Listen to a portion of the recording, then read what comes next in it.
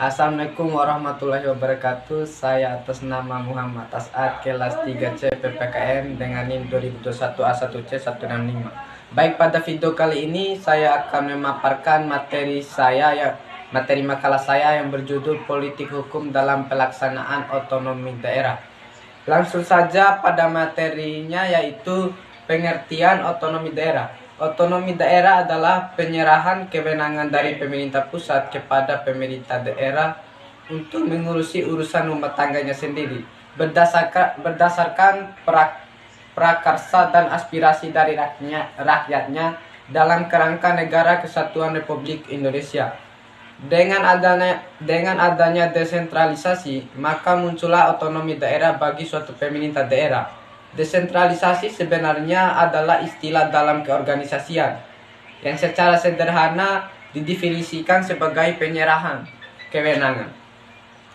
Dalam kaitannya dengan sistem pemerintahan Indonesia, desentralisasi akhir-akhir ini seringkali dikaitkan dengan sistem pemerintahan. Karena dengan adanya desentralisasi sekarang menyebabkan perubahan pemerintah di Indonesia. Desentralisasi juga dapat diartikan sebagai pengalihan tanggung jawab, kewenangan, dan sumber-sumber daya, baik itu dana manusia dan lain-lain, dari pemerintah pusat ke pemerintah daerah. Dasar pemikiran yang melatar belakanginya adalah keinginan untuk memindahkan pengambilan keputusan untuk lebih dekat dengan mereka yang merasakan langsung pengaruh program dan pelayanan dan dirancang dan dilaksanakan oleh pemerintah. Ada pula yang dilakukan pemerintah, yaitu desentralisasi yang merupakan transfer atau perpindahan kewenangan dan tanggung jawab fungsi-fungsi publik. Transfer ini dilakukan dari pemerintah pusat ke pihak lain, baik kepada daerah bawahan, organisasi pemerintah yang semi bebas ataupun kepada sektor swasta. Selanjutnya, desentralisasi dibagi menjadi 4 tipe, yaitu yang pertama, desentralisasi politik yang bertujuan menyalurkan semangat demokrasi secara positif di masyarakat. 2. Desentralisasi administrasi yang memiliki 3 bentuk utama, yaitu dekonsentrasi, delegasi, dan devolusi, yang bertujuan agar penyelenggaraan pemerintahan dapat berjalan secara efektif dan efisien. 3. Desentralisasi fiskal bertujuan memberikan kesempatan kepada daerah menggali berbagai sumber dana. 4. Desentralisasi ekonomi atau pasar dengan bertujuan untuk lebih memberikan tanggung jawab yang berkaitan dengan sektor publik ke sektor privat. B. Penerapan otonomi daerah di Indonesia. Otonomi yang berasal dari kata autonomos dari bahasa Yunani mempunyai pengertian mengatur diri sendiri.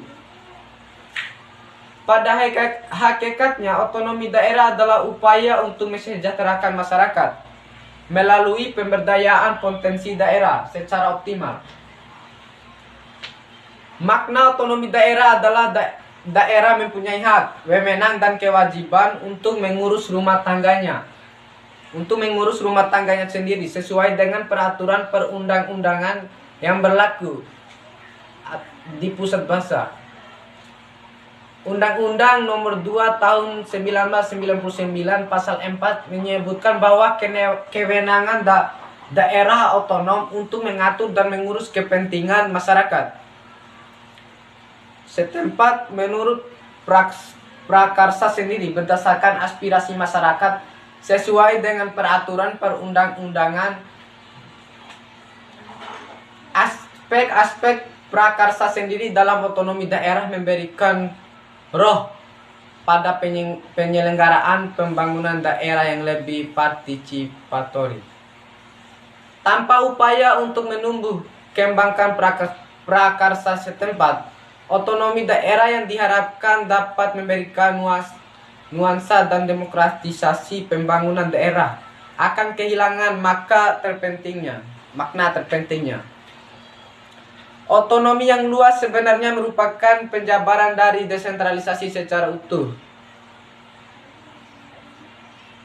Idealnya pelaksanaan otonomi yang luas harus disertai pula dengan prinsip-prinsip demokrasi, keadilan, pemerataan, pemberdayaan, dan partisipasi masyarakat. Penggalian potensi dan keanekaragaman daerah yang difokuskan pada peningkatan ekonomi di tingkat kabupaten dan kota madya. Implementasi otonomi daerah dapat dilihat dari berbagai segi, yaitu pertama, dilihat dari segi wilayah atau teritorial, harus berorientasi pada pemberdayaan dan penggalian potensi daerah. Kedua, dari segi struktur tata pemerintah, berorientasi pada pemberdayaan pemerintah daerah dalam mengelola sumber-sumber daya yang dimilikinya secara bertanggung jawab dan memegang prinsip-prinsip kesatuan negara dan bangsa. Ketiga, dari segi kemasyarakatan. Segi kemasyarakatan ini berorientasi pada pemberdayaan dan pelibatan masyarakat dalam membangun di berbagai daerah sesuai dengan kemampuannya masing-masing. C. Dampak pelaksanaan otonomi daerah di Indonesia. Selama kurang lebih 60 tahun Indonesia merdeka, otonomi daerah turut mengiringi pula perjalanan bangsa Indonesia. Pada masa Orde Lama, otonomi daerah belum sepenuhnya dilaksanakan karena pemimpin negara yang menerapkan demokrasi. Terpimpin cenderung bersikap otoriter dan sentralisasi dalam melaksanakannya pemerintahan. Demikian pula pada masa pemerintahan Orde Baru, dengan demokrasi Pancasilanya, pelaksanaan pemerintahan masih cenderung bersifat sentralistis dan otoriter. Selain pada kedua masa tersebut, banyak terjadi distorsi kebijakan yang terkait dengan otonomi daerah. Tentu saja kita belum dapat melihat dampak dan pengaruh dari pelaksanaan otonomi daerah pada kedua masa itu, karena pada kenyataan otonomi daerah belum dilaksanakannya sepenuhnya. Walaupun sudah banyak undang-undang dan peraturan yang dibuat untuk melaksanakan otonomi daerah tersebut. Pada masa reformasi, tuntunan untuk melaksanakan otonomi daerah sangat gencar, sehingga pemerintah secara serius pula menyusun kembali undang-undang yang mengatur otonomi daerah, yaitu Undang-Undang Nomor 22 Tahun 1999 tentang Pemerintahan Daerah.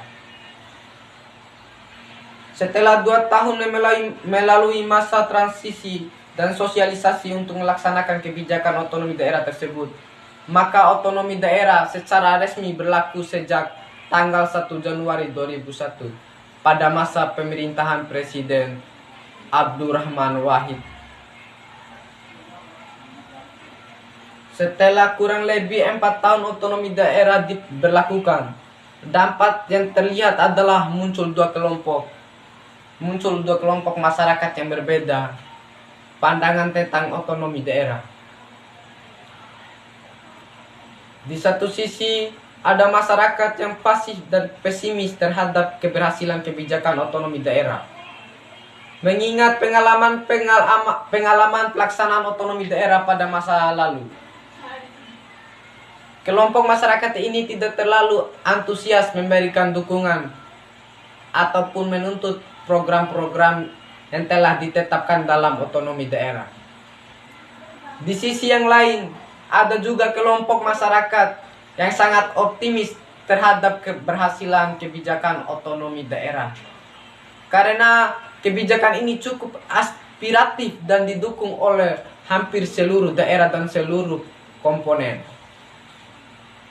D. Perubahan budaya masyarakat dalam penerapan otonomi daerah di Indonesia. Pelaksanaannya otonomi di daerah di berbagai daerah di Indonesia telah menimbulkan dampak baik dampak positif maupun negatif seperti beberapa contoh yang telah penulis sebutkan di atas. Selain itu, otonomi daerah juga telah membawa perubahan-perubahan budaya dalam masyarakat Indonesia.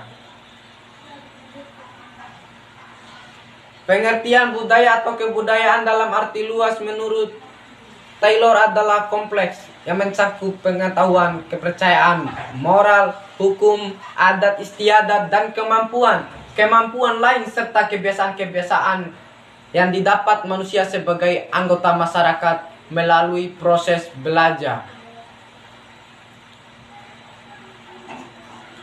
Dalam pengertian sempit, kebudayaan diartikan sebagai hasil cipta, karya dan karsa manusia untuk mengungkapkan hasratnya akan keindahan.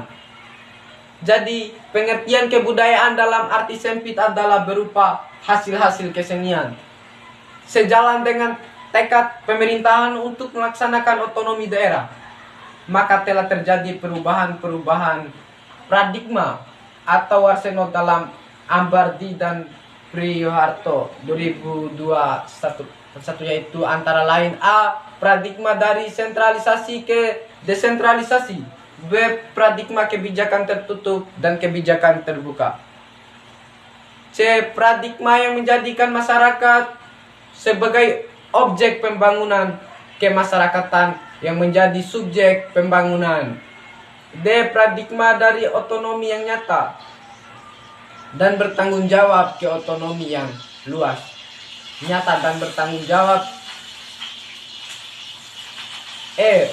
Paradigma dari organisasi yang tidak efisien ke organisasi yang efisien. F. Paradigma dari perencanaan dan pelaksanaan program yang bersifat top down ke paradigma sistem perencanaan.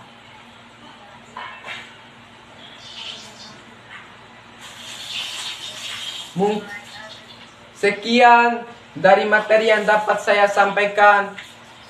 Lebih dan kurangnya saya mohon maaf. Wassalamualaikum warahmatullahi wabarakatuh.